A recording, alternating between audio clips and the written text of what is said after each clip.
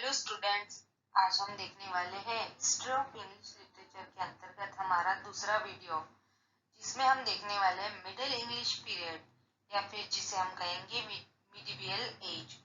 अब यह जो मिडिल इंग्लिश पीरियड है यह एंग्लो नॉर्मन पीरियड से लेके टिल रेनेसांस तक है। 1066 टू 1558 AD यह इसका कालावधि है। Middle English period divided into three parts. Before Chaucer, Age of Chaucer, Age of Revival. William the Conqueror, Duke of Normandy, he defeated the King of England Harold in the Battle of Hasling, October 1066 AD. October 1066 AD में जो battle of हासलिंग हुई थी उसमें William the conqueror, यह जो Normandy का Duke था, इसने इंग्लैंड का जो किंग था हैरोल्ड उसे हरा दिया। और फिर ये जो नॉर्मंडी है यह located in France. Then William the Conqueror get the throne of England and Norman period was started. और वह युद्ध जीत गया, बैटल जीत गया, तो उसे इंग्लैंड का थ्रोन मिल गया और वहां से Anglo Norman period was started. In 1066, William the Conqueror, the most powerful duke in France, ruled England with strength and efficiency. Within 4 years, he established his rule all over the country. तो यह जो William the conqueror था, इसने अपने पूरे शक्ति के साथ, कार्य क्षमता के साथ इंग्लैंड पे रूल करना शुरू कर दिया और 4 साल के अंदर ही पूरी कंट्री पे अपना राज्य स्थापन कर दिया। William introduced to England the system of reciprocal loyalties called feudalism. यह जो विलियम द कॉन्करर था, इसने इंग्लैंड में एक सिस्टम इंट्रोड्यूस की जिसे हम कहेंगे फ्यूडलिज्म।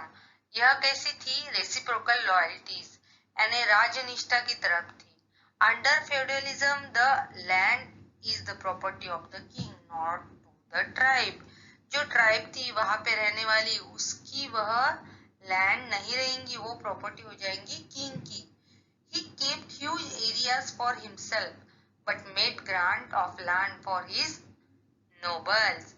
पर उसने क्या किया? ज्यादा से ज्यादा एरिया अपने अंडर ले लिया और जो उसके नोबल्स थे, सरदार थे, उनके लिए भी उसने उसको मंजूरी दे दी। Later, relation between the crown and the church became complex. अब ये जो चर्च था और क्राउन, क्राउन मतलब राज्य और चर्च मतलब धार्मिक, इनके बीच का जो रिलेशन था वो बहुत ही कॉम्प्लेक्स हो गया था। Conflict often arose between church and crown in England. और उन दोनों के बीच में जो कॉन्फ्लिक्ट था, संघर्ष था, वह यानी आए दिन होते रहता था उनके बीच में संघर्ष। और it was settled by compromise, और वो कैसे? कॉम्प्रोमाइज से ही सेटल होता था। The Roman Catholic church was the unifying force of the age as well as one of the most powerful institution. अब यह जो चर्च थे, रोमन कैथोलिक चर्च, यह भी एक यूनिफाइंग फोर्स थी, मतलब पूरे चर्च एकजुट थे और वैसे ही वो एक मोस्ट पावरफुल इंस्टीट्यूशन भी था उस काल का, उस एज का। Clergy and scholars at the abbeys perform the traditional service of educating people. अब यह जो क्लर्जी और स्कॉलर्स थे वो एबे में, यानी जो मठ हम कहेंगे जहाँ पे ये लोग रहते हैं, वहां पे क्या करते थे? उनकी ट्रेडिशनल सर्विस, जो उनको बताया गया था कि पीपल को एजुकेट करना है। Nobles writing, translating, कॉपिंग, gathering and storing manuscript. जो मैन्युस्क्रिप्ट थे उसको स्टोर करना, उसको जमा करना, उसकी कॉपी करना, उसको ट्रांसलेशन करवा के लेना, उसको लिखने का काम नोबल्स करते थे। There were 3 states in middle age. अब यह जो मिडल एज थी इसमें 3 स्टेट्स थी। अब यह स्टेट्स क्या है? तो यह जो लोगों का अलग अलग वर्ग होता है, वर्ण होता है, वह था वहां पे। पहला था क्लर्जी। अब यह लैटिन स्पोकन थे, इनकी लैंग्वेज कौन सी थी? लैटिन। दोज हु प्रे, जो प्रार्थना करते थे, किस लिए? Purpose was to save everyone soul, हर एक की आत्मा को सेव करने का उनका पर्पस था, मतलब भगवान से प्रार्थना करते थे वो सबके लिए। दूसरे थे नोबल्स, फ्रेंच स्पोकन, कौन सी थी? फ्रेंच। वो क्या करते थे? फाइट्स, मतलब युद्ध करते थे। और उनका फाइट करने का पर्पस क्या था? was to protect and allow for all to work in peace and provide justice। यह जो नोबल्स थे, यह क्या करते थे? फाइट करते थे। किस लिए? तो सबको पीस और जस्टिस से जीने के लिए यह, और प्रोटेक्ट करने के लिए यह फाइट करते थे। और थर्ड नंबर का स्टेट कौन सा था? कॉमनर्स, वह थे English spoken. Those who work was growing food and clothes for above all. और इसमें कौन से लोग आते थे? जो ऊपर जो क्लर्जी नोबल्स थे या फिर पूरी जो जनता थी, उनके लिए फूड ग्रो करते थे और क्लोथ्स बनाते थे, ऐसे लोग कॉमनर्स में आते थे। इस तरह के 3 स्टेट्स मिडिल एज में थे। France ruling the England. अब ये जो विलियम द कॉन्करर था, ये नॉर्मंडी से आया था और नॉर्मंडी फ्रांस में था। इसका मतलब France ruling the England. So Anglo-French was official language of England. All aristocrat people speaking French and middle or lower class people speaking Old English. So many French words include in Middle English language. France England पे rule करता था, इसलिए वहां पे Anglo French यह official language हो गई थी। और जो उच्च वर्णीय पीपल थे वो कौन सी लैंग्वेज बोलते थे? फ्रेंच। और जो मिडिल और लोअर थे वो बोलते थे ओल्ड इंग्लिश लैंग्वेज, वो स्पीकिंग करते थे। और इस तरह ज्यादा से ज्यादा French words in middle English language में इंक्लूड हो गए। English language having root from Latin. अब यह जो इंग्लिश लैंग्वेज है यह कहाँ से आई है? लैटिन। और Roman having very important influence. और लैटिन मतलब वहां के इंग्लिश पे रोमन लोगों का सबसे ज्यादा इन्फ्लुएंस था। आफ्टर फ्रेंच वर्ड्स एडेड, और फिर उसके बाद उसमें फ्रेंच वर्ड ऐड हो गए। In Anglo Norman period schools and college setup across the England. और इसी कालावधि में पूरे इंग्लैंड में स्कूल्स और कॉलेज सेटअप हो गए थे। Cultural development took place there, और वहां पे सांस्कृतिक डेवलपमेंट शुरू हो गई थी। मेनी यूनिवर्सिटी स्टार्टेड बिल्डअप, और बहुत सारी यूनिवर्सिटी वहां पे बनना शुरू हो गई थी। ड्यूरिंग 12th सेंचुरी, 12वीं सेंचुरी के बीच में कैम्ब्रिज, ऑक्सफोर्ड सेटअप, वहां की जो फेमस यूनिवर्सिटीज है कैम्ब्रिज और ऑक्सफोर्ड, उसी कालावधि के बीच में वहां पे सेटअप हुई है। Church instruct it's people through the morality and miracle place. इसके बारे में हम डिटेल जानने वाले हैं। और चर्च क्या करता था? मोरालिटी और मिरेकल प्लेस जो होते हैं उसके थ्रू लोगों को इंस्ट्रक्ट करता था। An illiterate population is able to hear or see the literature। अब ये प्लेस में जो बताते थे वह लोग सुनते थे और देखते थे। ये इलिटरेट अशिक्षित लोग थे जो पढ़ नहीं सकते थे, उनको भी इस तरह लिटरेचर पता चल जाता था। Religious writing were very popular, और उस टाइम धार्मिक लिखान सबसे ज्यादा पॉपुलर था। अब हम देखने वाले मिडिल इंग्लिश एज के सिग्निफिकेंट हिस्टोरिकल डेट्स। कुछ महत्वपूर्ण घटनाएं। 1066 बैटल ऑफ हास्लिंग हमें पता है। 1095 pope urban second declared first crusade. Pope urban second ने वहां पे फर्स्ट क्रूसेड डिक्लेयर किया। क्रूसेड क्या है? तो धर्म युद्ध है। अब ये जो क्रूसेड उन्होंने डिक्लेयर किया, उसके बाद क्या हुआ वहां पे? Bring the development of money in economy in the first time in Britain. Trading increase dramatically as a result of crusade. अब वहां पे क्रूसेड शुरू हो गया, धर्म युद्ध शुरू हो गया। इसकी वजह से ब्रिटेन में अचानक इकोनॉमिक डेवलपमेंट हुई, वहां के ट्रेड अचानक बढ़ने लग गए। 1070 bishop of Canterbury is murdered, showing conflict between church and monarch of England. अब हमें पता है 1170 बिशप ऑफ कैंटरबरी कौन थे? तो थॉमस बकेट, उनका मर्डर किया गया। और इससे पता चल गया कि चर्च और राज्य सत्ता, मोनार्क मतलब राज्य सत्ता, इनके बीच में जो कॉन्फ्लिक्ट संघर्ष है वो सबको पता चल गया।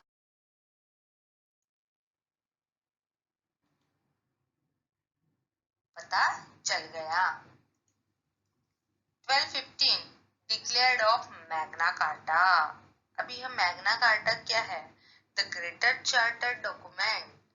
ये मैग्ना कार्टा जो है यह 1215 में डिक्लेयर की गई।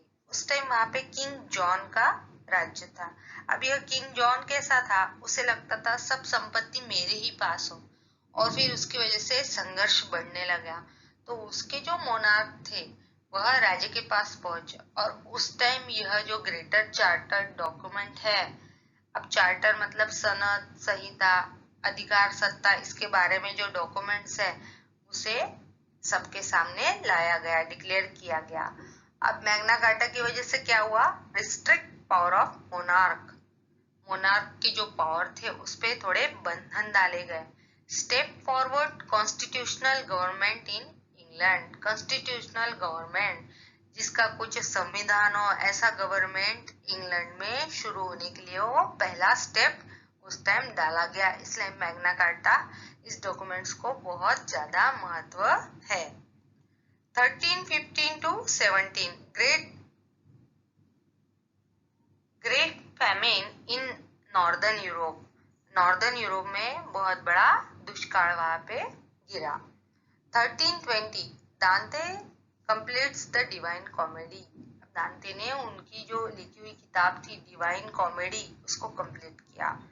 1337 to 1453 100 years war, continuous 100 years between England and France। इस कालावधि में यह 100 years war था जो 100 year चला। किसके बीच में था यह? इंग्लैंड और फ्रांस के बीच में। England lost the battle of Hastings. हमें पता है कि हास्लिंग में इंग्लैंड हार गया था। England wanted to his emperor back. England को उसका एम्परर वापस चाहिए था, इसलिए उसने फ्रांस के साथ फॉट अगेंस्ट फ्रांस। 100 years उसने फ्रांस के साथ युद्ध किया। In very first time in the battle. अब यह जो बैटल था इसमें पहली बार इंग्लैंड ने long bow method to defeat the France. England using long bow method, उन्होंने जो उनके पास जो बो थे उसके लॉन्ग बो मेथड, यह जो एक युद्ध की नीति थी उसका उपयोग किया फ्रांस को डिफीट करने के लिए। 1347 to 51 another important happened was Black Death। उस टाइम 1347 to 51 इस टाइम एक बहुत डेंजरस घटना घड़ी थी, उसे कहा जाता है black death. Thrice awkward between 5 years, 5 सालों में 3 बार आ चुका था वो। और 1/3 ऑफ पॉपुलेशन ऑफ यूरोप की 1/3 पॉपुलेशन किल्ड हो गई थी बिकॉज ऑफ ब्यूबोनिक प्लेग। यह जो पेंडेमिक था उस टाइम आया था और 5 सालों में 3 बार आया। 1/3 ऑफ पॉपुलेशन यूरोप की उसमें किल्ड हो गई थी। यह बहुत दुखद घटना थी उस टाइम की। उस टाइम फिर फेमिन हुआ, उसके बाद प्लेग आया। तो इसकी वजह से क्या हुआ, जो वहां पे पिजेंट यानी जो गरीब किसान थे, वर्क हार्ड टू कल्टीवेट, उन पे बॉदरेशन होने लगा कि उन्हें ज्यादा से ज्यादा लैंड में कल्टीवेट करना है और प्रोड्यूस द गुड्स प्रोड्यूस करना है। किसके लिए? The Lord and his minor needed. और जो लॉर्ड यानी उनके जो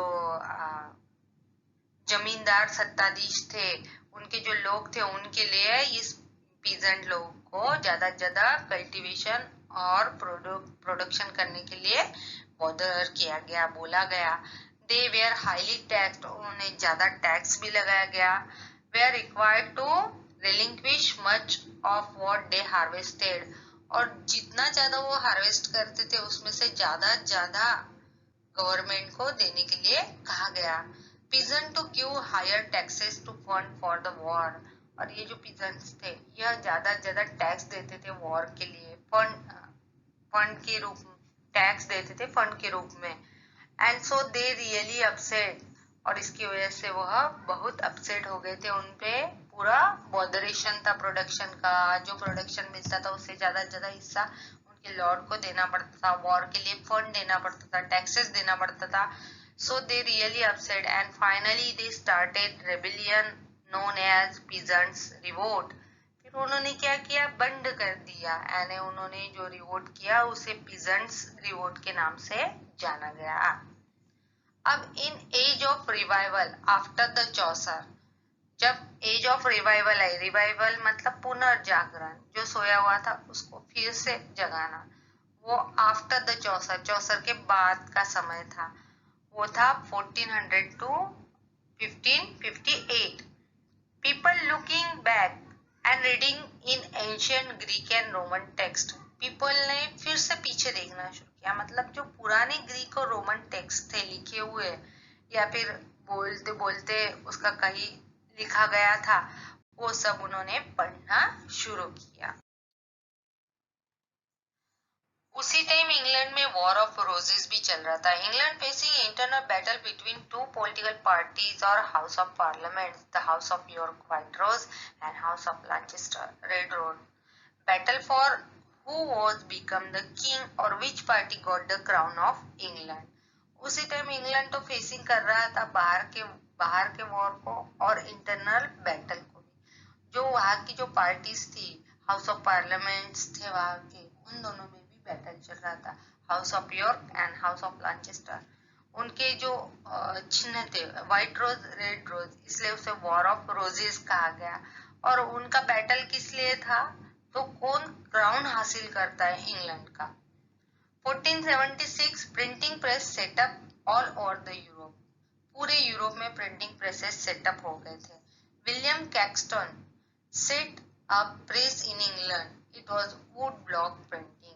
यह जो वुड ब्लॉक प्रिंटिंग थी, विलियम कैक्सटन, इन्होंने इंग्लैंड में सेटअप किया printing press. England shows the ruler Henry VIII and his 6 wifes. अब इंग्लैंड ने उसी टाइम हेनरी VIII का भी, यह जो रूलर था उसका भी राज्य देखा, उसे 6 वाइफ्स थी और उसने 6 बार शादी क्यों की। Got married 6 time for male kid, उसे मेल किड चाहिए था, इसलिए उसने 6 टाइम मैरिज की। और उसी टाइम वॉयजेस भी हुए। वॉयजेस मतलब शोध कार्य हुए, हर जगह लोग ढूंढने जाते, जैसे 1492 में कोलंबस ने क्या डिस्कवर किया, अमेरिका, और 1497 में वास्को दी गामा, इन्होंने इंडिया को डिस्कवर किया। अब हमने देखे सिग्निफिकेंट कुछ डेट्स देखी। अब हम देखने वाले हैं मिडिल एज लिटरेचर, जिसे हम कहेंगे मिडिवल लिटरेचर भी। चलो अब हम इसके पॉइंट देखेंगे। फर्स्ट पॉइंट है medieval theatres run different types of place. जो उस टाइम के जो थिएटर्स थे वो अलग अलग तरह के प्लेस वहां पे चलाते थे। Place that instruct message of morals and religion. अब यह जो प्लेस थे ये कैसे थे, ये धर्म, धार्मिक और नैतिक मैसेज लोगों तक पहुंचाते थे। उसमें का सबसे पहला प्ले है mystery play. Mystery play were stories taken from Bibles and religious teaching during religious festival. Each play had 4 और 5 डिफरेंट सीन्स और एक्ट्स। अब यह जो मिस्ट्री प्ले है यह बाइबल से लिया जाता था या फिर इसमें कुछ धार्मिक टीचिंग दी जाती थी, और उस टाइम रिलीजियस कुछ फेस्टिवल चालू होता था, और हर प्ले में 4 या 5 सीन या फिर एक्ट्स होते थे। Priest and monks were actor, और जो प्रीस्ट या फिर मॉन्क्स थे वो उसमें एक्ट करते थे। सीन और act was perform at a different place in the town and people move from one stage to the next watch the play. अब यह जो सीन और एक्ट थे 5 या 6, हर जगह एक एक परफॉर्म किया जाता था, और फिर पीपल एक जगह से दूसरी जगह नेक्स्ट पार्ट देखने के लिए जाते थे। The play was as usually ended outside the church and the people hear sermon after watching the play. और ऐसे घूमते घूमते ये प्ले एज यूजुअली कहाँ पे खत्म होते थे, आउटसाइड द चर्च। और फिर चर्च में जो प्रवचन होते थे, धार्मिक प्रवचन, sermon, उनके जो गीत होते थे वह पीपल लोग देखते थे। इस तरह के होते थे मिस्ट्री प्लेस। सेकंड थे मिरेकल प्लेस। मिरेकल मतलब चमत्कार। अब the miracle play was about the life और एक्शन ऑफ सेंट। किसी साधु संत के लाइफ के या एक्शन के बारे में यह मिरेकल प्ले होते थे। As usually about the action that made that the person a saint. इसका मतलब ऐसी कुछ एक्शन या फिर ऐसा कुछ इवेंट उसमें दिखाया जाता था कि एक पर्सन संत हो जाता था। One popular miracle play was about Saint George and the dragon. उसका उदाहरण है Saint George and the dragon नाम का प्ले।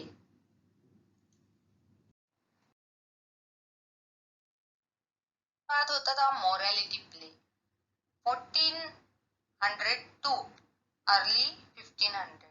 ड्यूरिंग 15 टू 16 सेंचुरी के बीच में ये मोरालिटी प्लेस होते थे। Character personify moral qualities or abstraction in which moral lesson are taught। Character कैसे होते थे?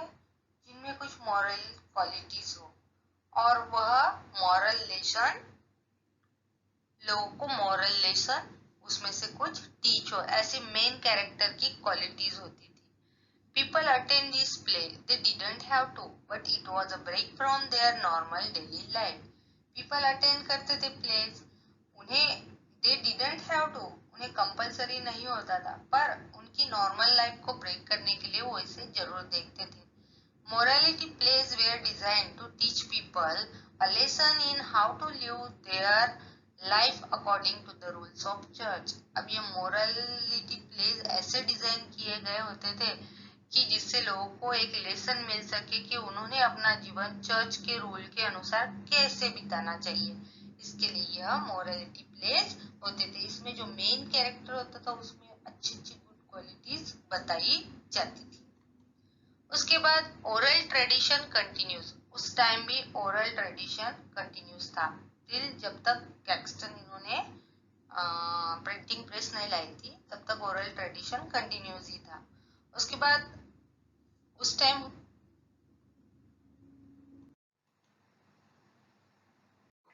lyrical poetry, it was written in 13th, 14th, 15th century, French inspired, one of the most popular form of literature in the narrative song। जो narrative song होते हैं उसमें एक most popular form है literature का, लिरिकल पोएट्री, और यह 13, 14, 15 century में लिखी जाती थी और फ्रेंच इंस्पायर्ड थी। Ballad tells of common folks and of characters and events from legends and folklore consist of stanzas that contain a quatrain rhyme scheme AB AB। Ballads यह क्या था? तो जो कॉमन फोल्क था, जो कथाएं होती है, लेजेंड्स, फोल्कलोर या दंत कथाएं होती है, लीजेंड्स होते हैं जो बड़े बड़े लोग हुए उन जिनके बारे में बातें कही जाती है, इनके बारे में इस बैलेड में कहा जाता था। Consist of stanzas that contain a quatrain. इसमें ऐसे स्टैंजास होते थे जिसमें क्वाट्राइन हो। क्वाट्राइन मतलब 4 लाइन्स, जिसे हम हिंदी में कहेंगे चौपाई। राइमिंग स्कीम होती थी AB AB। मतलब ये जो बैलेड थे यह फ्रेंच इंस्पायर्ड थे और उस टाइम लिटरेचर का एक पॉपुलर फॉर्म था नैरेटिव सॉन्ग, जिसमें वहाँ की जो लोक साहित्य होता है उसके बारे में या फिर किसी लीजेंड्स के इवेंट्स के बारे में, कैरेक्टर के बारे में इसमें कहा जाता था।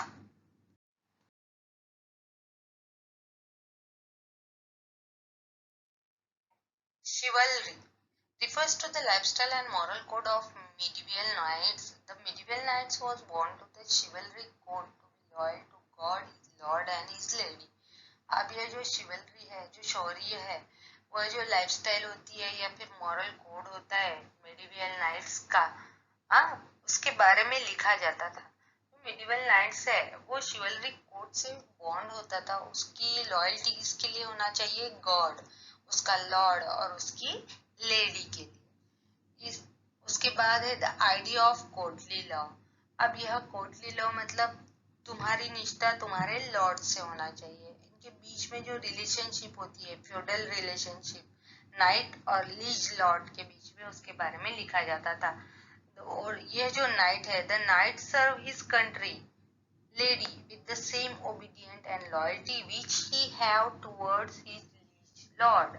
उसका जो लॉर्ड होता है, लीज मतलब वंश परंपरागत पद्धति से जो उसका अधिकारी होता है, लॉर्ड होता है, उसके बारे में जो उसकी लॉयल्टी और ओबीडियंट होती है, उसी तरह की लॉयल्टी और ओबीडियंट उसके कंट्री और उसके लेडी के लिए भी होनी चाहिए। इस तरह का यह रिलेशनशिप इसमें लिखा जाता था। उसके romance is a literary genre popular in Middle Ages, dealing in verse or prose with legendary, supernatural or amorous subject and characters. यह जो रोमांस है यह एक पॉपुलर मिडल एज का एक शैली है लिटरेचर की, जो इन वर्ड्स और प्रोज के रूप में लिखा जाता था। और उसमें क्या लिखा जाता था? लीजेंडरी, सुपरनेचुरल और एमरस सब्जेक्ट एंड कैरेक्टर। कुछ चरित्र या विषय जो एमरस या सुपरनेचुरल होते थे, लेजेंडरी होते थे, उनके बारे में प्रोज या वर्ड्स के रूप में यह लिखा जाता था। The term was applied to tales specifically with knights, chivalric and courtly love। और यह स्पेशली किसके बारे में लिखा जाता था कि वो जो नाइट्स होता है, सरदार होता है, उसका जो शौर्य या फिर उसका जो कोर्टली लव है उसके बारे में यह ज्यादा यूज किया जाता था। The romance and the epic are similar forms. Romance और एपिक यह एक सिमिलर फॉर्म्स है, but epic tend to be longer and less concerned with courtly love। पर epic में क्या, यह बहुत ज्यादा लॉन्गर होता है रोमांस से, और इसमें कोर्टली लव के बारे में यह कम कंसर्न होता है। और रोमांस में नाइट का शिवलरी पर कोर्टली लव ज्यादा दिखाया जाता है। बाद में हमने देखा कि लिटरेचर किस तरह का होता था। अब हम देखने वाले हैं कि लिटरेरी वर्क क्या क्या हुआ है मिडल एज में। Wycliffe's Bible in 1380 set English as a literature language। यह जो विक्लिफ था, इन्होंने जो बाइबल लिखा था, उसकी वजह से इंग्लिश यह एक लिटरेचर लैंग्वेज के स्वरूप में स्थापित हो गई थी। उसके बाद Thomas Mulry's work recounts in English the adventures of the legendary King Arthur। Le Morte d'Arthur is a good example of medieval romance published in 1485। अब ये जो थॉमस मॉलरी थे, इन्होंने क्या लिखा था? ली मोर्टे डी आर्थर। यह लेजेंडरी किंग थे आर्थर, उनकी एडवेंचरस के बारे में उन्होंने लिखा था। और यह मिडीवियल रोमांस का एक गुड एग्जाम्पल था। अब हमने देखा था कि रोमांस में क्या लिखा जाता है? शिवलरी, उसके बारे में जो एडवेंचरस होते हैं उसके बारे में उन्होंने लिखा है। मॉर्लिस वर्क रिकाउंट्स डिटेल, उसने किंग आर्थर के एडवेंचरस के बारे में लिखा हुआ है और ये पब्लिश हुआ है 1485 में। उसके बाद William Langland 1332 to 1400 satiric poet। Langland's Piers the Plowman stands out as the most renowned work. Satire on the corrupt religious practice throws light on the ethical problem of that days। अब यह सटायरिक poet थे, व्यंग करते थे, और इन्होंने किस पे व्यंग किया है? Corrupt religious practice. उस टाइम जो रिलीजियस धार्मिक प्रैक्टिस होती थी वो कितनी करप्ट थी उसके बारे में उन्होंने सटायर किया है। और किसमें, कौन सी किताब है उनकी? Piers the Plowman. इसमें उन्होंने इस सटायर को लिखा हुआ है और throws light on the ethical problem of that days. उस टाइम की जो इथिकल, नीति विषयक प्रॉब्लम थी, यानी रिलीजियस थे, रिलीजियस प्रैक्टिस थी तो उसमें नीति होनी चाहिए, नीति उसमें बिल्कुल नहीं थी, वो बिल्कुल करप्ट हो चुकी थी रिलीजियस प्रैक्टिस। उसके इथिकल प्रॉब्लम के बारे में उन्होंने उसमें लाइट थ्रो की थी अपने लिखान में। उसके बाद John Gower 1325 to 1408। John Gower was friend of Chaucer। Chaucer के यह फ्रेंड थे। He had important placed in English medieval poetry। वह जो इंग्लिश मिडिवियल पोएट्री है उसमें उनका स्थान बहुत महत्वपूर्ण है।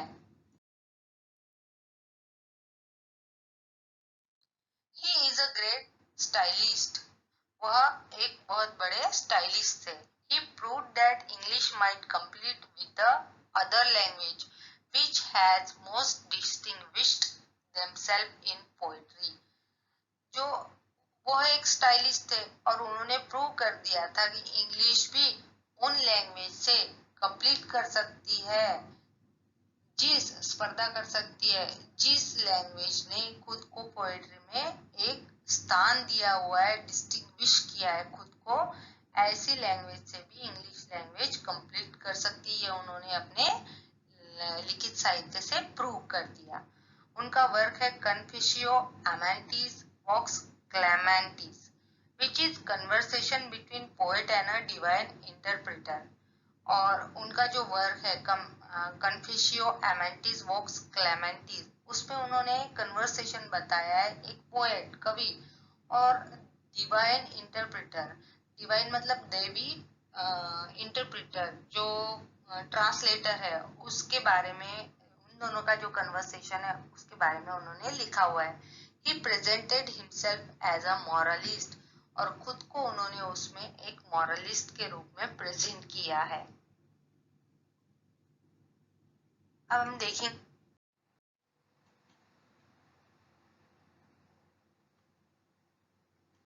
देखेंगे Geoffrey Chaucer, very important person in English literature. उनका कुछ वर्क हम अभी देखते हैं। बिफोर 1372 उन्होंने लिखा था the first part of Romaunt of the Roses. 1368 to 72 में उन्होंने the book of the Duchess, यह एक एलजी पोएम लिखी थी। उसके बाद 1378 to 83 the house of fame. 1380 to 82 the parliament of fowls. 1382 to 86 Troilus and Criseyde. उसके बाद 1387 में legend of good women and 1388 to 1400 उनका memorable work the Canterbury.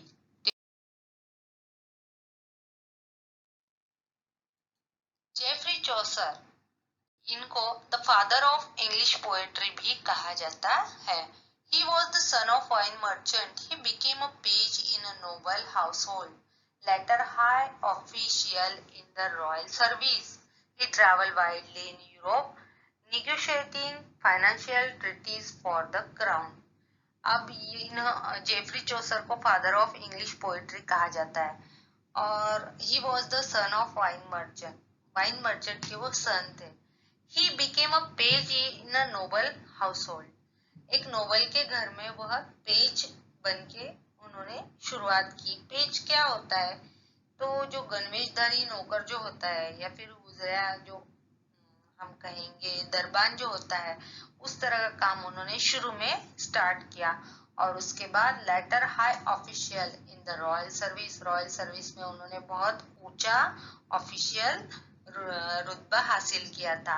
He travel widely in Europe, उन्होंने Europe में पूरी यूरोप में विस्तार पूर्वक उन्होंने प्रवास किया था। किसके लिए ट्रैवल किया था? तो negotiating financial treaties for the crown. For the crown मतलब राजा के लिए उन्होंने जो चर्चा करके, कॉम्प्रोमाइज करके जो अलग अलग एग्रीमेंट्स होती है, फाइनेंशियल एग्रीमेंट्स होती है दो देशों के बीच, दो राज्यों के बीच, उसके लिए उन्होंने पूरे यूरोप में बहुत सारा ट्रैवल किया हुआ था। A poet who demonstrated the potential of Middle English as a literary language. एक ऐसे पोएट है जिन्होंने, जेफरी चौसर ऐसे पोएट है जिन्होंने मिडल इंग्लिश की जो क्षमता है उसे प्रूव कर दिया एक लिटरेरी लैंग्वेज के रूप में खुद की कविताओं से। First he wrote the French courtly style. शुरू में उन्होंने जो फ्रेंच कोर्टली स्टाइल जो है उस स्टाइल में लिखना शुरू किया। The allegorical romance, the Romaunt of rose, उन्होंने उसमें एल्गोरिकल रोमांस के रूप में the Romaunt of the rose यह अपनी कृति लिखी। He came under the influence of Dante and Boccaccio, producing the masterpiece Troilus and Criseyde. अब फिर उसके बाद वह दांते और बोकाशियो के इन्फ्लुएंस में आए और उन्होंने अपना मास्टरपीस बनाया, लिखा, जिसे हम ट्रोइलस एंड क्रिसाइड्स के नाम से जानते हैं। उन्होंने इसमें क्या बताया? The story about the son of king and his unfaithful lover. एक राजा के लड़के और उसकी जो अनफेथफुल लवर थी उसके बारे में यह एक स्टोरी थी। Chaucer made something unique out of it. Chaucer ने कुछ यूनिक इसमें बनाया हुआ था। यह कृति उनकी बहुत यूनिक थी। उसके बाद उनका महत्वपूर्ण वर्क है Canterbury Tales in 1386, the most famous of Chaucer's work, collection of stories told by 31 pilgrims resting in a tabard inn on their way to the shrine of Saint Thomas Becket. और Canterbury tales यह जो poem है इसमें उन्होंने जो उनके 31 pilgrims है उन्होंने जो स्टोरीज बताई है उसका कलेक्शन उन्होंने इसमें दिया है। अब ये पिलग्रिम्स कहाँ जा रहे थे? तो ये जा रहे थे सेंट थॉमस बकेट के श्राइन पे और उस बीच में वह टाबार्डिन में रुके हुए थे, रेस्ट कर रहे थे और उस बीच में वह जो स्टोरी बताते हैं उसका कलेक्शन उन्होंने इसमें कैंटरबरी टेल्स में प्रस्तुत किया है। Chaucer are introduced in the prologue. The nearly all came from the middle ranks and professionals. चौसर ने इसमें प्रोलोग इंट्रोड्यूस किया है, प्रस्तावना इंट्रोड्यूस की है, जिसमें उसने जो हर रैंक के, हर मिडिल रैंक के प्रोफेशनल्स जो लोग आए थे उनका इंट्रोडक्शन उसने इसमें दिया हुआ है। Men such as a doctor, lawyer, official, a merchant, there are craftsmen, servants, sailor woman, nun, priest, monks. He worked with the complex variety of religious theme.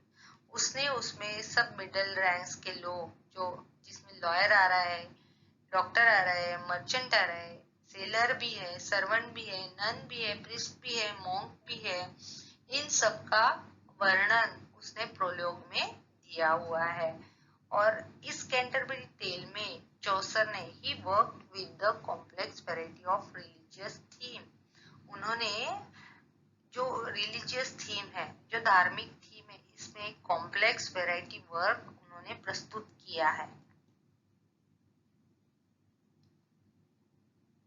अब आफ्टर चौसर एज में, द एज ऑफ रिवाइवल में, William Caxton 1424 to 1491, यह respected translator, यह एक translator थे। Caxton a tremendous work to preserve of English literature. Caxton ने एक ट्रेमेंडस work किया था, प्रचंड काम किया था to preserve the English literature को प्रिजर्व करने का। Caxton travels extensively in Europe and probably learn the printing trade in Germany. Caxton जो है वह पूरे यूरोप में घूमे और उन्होंने वहां पे जर्मनी में प्रिंटिंग प्रेस का ट्रेड सीख लिया। After returning the England he opened his own printing business. जब वह इंग्लैंड को रिटर्न हुए तो उन्होंने उनका खुद का प्रिंटिंग बिजनेस ओपन किया। He had printed practically all of English literature available at the time. उस टाइम जो इंग्लिश लिटरेचर अवेलेबल था वो पूरा का पूरा इंग्लिश लिटरेचर उन्होंने प्रिंटेड करके रखा, उसमें including Morte d' Arthur and Canterbury Tales भी शामिल है।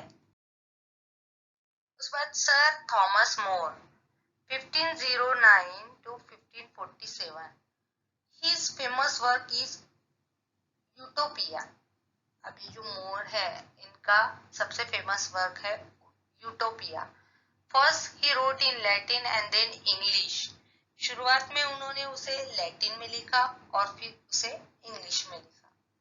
अब हमने राइटर्स देखे, प्रोज राइटर्स, पोएट देखे। अब उस टाइम कुछ फीमेल राइटर्स भी थी जिन्होंने राइटिंग करना शुरू किया था, उनके बारे में जानते हैं।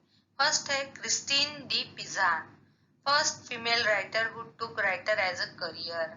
ऐसी पहली महिला है जिन्होंने writer as a writer career शुरू किया। उसके बाद मार्जेरी केम्प, अर्लीस्ट ऑटोबायोग्राफर। इन्हें ऑटोबायोग्राफर क्यों कहा गया? शी हैड 14 चिल्ड्रन, उन्हें 14 चिल्ड्रन थे। She discuss her life in prose work, उन्होंने जो प्रोज वर्क लिखा उसमें खुद की लाइफ को उन्होंने डिस्कस किया, इसलिए उन्हें अर्लीस्ट ऑटोबायोग्राफर भी कहा जाता है।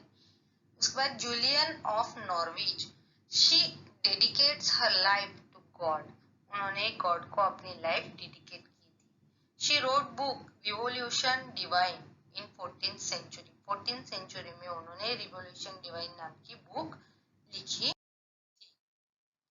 इस तरह हमने आज के वीडियो में मिडिल एज लिटरेचर के बारे में जाना और कुछ सिग्निफिकेंट इवेंट हुए थे उनके बारे में जाना। हमने उन इवेंट के बारे में क्यों जाना, उनका उस लिटरेचर पे, उस काल के लिटरेचर पे प्रभाव हुआ था और लिटरेरी वर्क किस तरह का था और साहित्य कौन कौन से थे, इनके बारे में हमने इस वीडियो में जाना।